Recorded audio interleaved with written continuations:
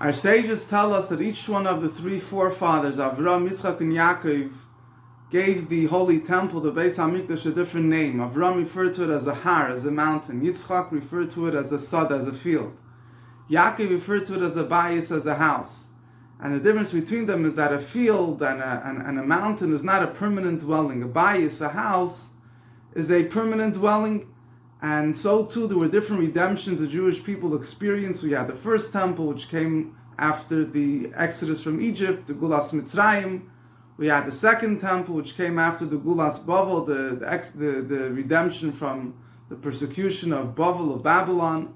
And then the final temple, the third temple, will be built after this current exile, which is called Galus Edom, the Edom, Roman exile. The Romans destroyed the second Beis HaMikdash, and the third Beis HaMikdash will be built after this exile. So the first Beis HaMikdash was also a redemption, but it wasn't a permanent redemption. So to the second Beis HaMikdash. The third redemption will be eternal. The Beis HaMikdash, the temple will be eternal, and the redemption will as well be eternal. Why will the redemption be eternal? So there's a few ideas, a few thoughts, just to mention a few of them in association with Yaakov and how we see these concepts reflected in the lifetime of Yaakov. The third redemption, the final redemption, is called a Gula HaMitis V'Hashlem, a true and complete redemption. There are 2 points, general points, that we could infer from this. First of all, true and complete means that it encompasses every single person, every single detail in creation. The first redemption, the redemption from Egypt and the redemption from Babel, didn't encompass every single part of creation. Sure, the redemption of Egypt, it encompassed every single Jew, but in a certain sense, the world at large was not fully ready for it. So eventually, the Jewish people sinned, and they had to go back into exile. When in order for redemption to be true and complete, means that every single detail, every single aspect of a person's life has to be completely permeated with the spirit of redemption. It has to be ready to be redeemed. It has to be ready to stay in the state of redemption. This we find particularly by Yaakov. One of the accomplishments that Yaakov had over the previous forefathers, that Avram had 2 children. He had Yitzchak and Yishmael. Yitzchak was righteous, and Yishmael wasn't at the same level as Yitzchak. Yitzchak also had 2 children, Yaakov and Esav. Yaakov was very righteous, Esav was wicked. On the other hand, Yaakov accomplished that all his 12 children, every single one of his children were righteous. Every single one of his children were part of the founding Shvatim tribes of the Jewish people. So Yaakov represents the service where every single detail, every single person is worked over to be righteous, to be pure, to be a vessel for godliness.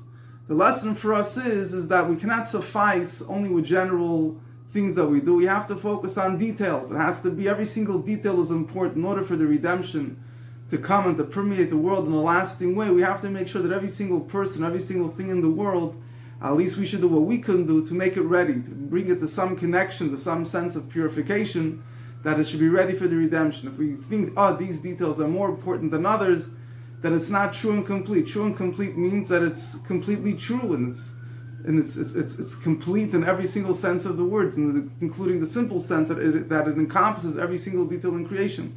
So we have to give importance to every single detail. It's not just about the major accomplishments, but in order for something to be lasting, it has to permeate every single detail.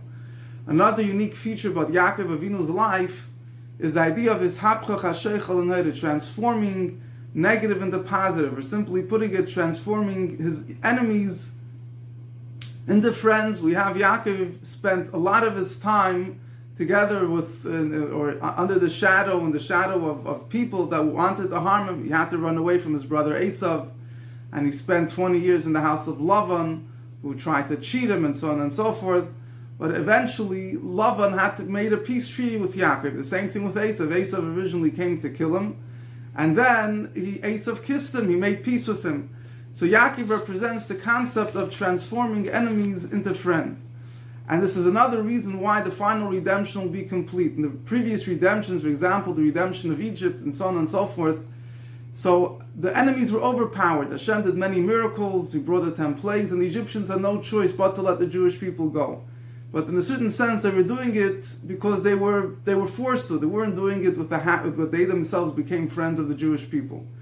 So the same thing was in the future redemptions. There were times that there were different periods of time that the nations of the world helped the Jewish people.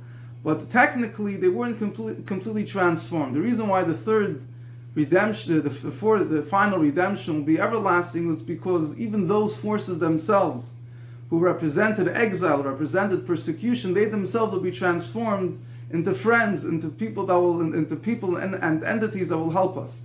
And this is the avodah of Yaakov. Yaakov represents the divine service of not only doing what you have to do, but to try to transform even those entities which are opposing holiness into entities that are supportive of holiness. So this is a person, the lesson for us in our avodas Hashem is that we have to serve the Eibusher in a way, not only that we do what we do, but we have to try to focus that even those entities that seem to be opposing godliness, to try to transform them and make them friends and make them supportive entities that will support Yiddishkeit. And if we truly believe that everything was created for the ultimate purpose of revealing godliness, so then we will persevere and we won't give up, and we will dig and dig until we will transform every single opponent, every single remnant of opposition to a force which helps holiness. Hashem should help.